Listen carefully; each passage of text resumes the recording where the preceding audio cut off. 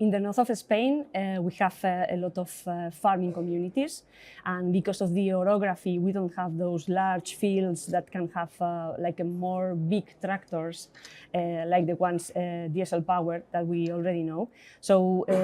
this kind of small fields and also this kind of fruit that we are going to focus on in the pilot needs smaller tractors that are also related with small place to have batteries on them. So if we can like map the best way to recharge these tractors with the help of the O-CEI platform, it will help those kind of small agricultural fields to improve their processes, to reduce the money they invest in battery owning, and also it will impact us as consumer of foods because it will cost us less to buy food.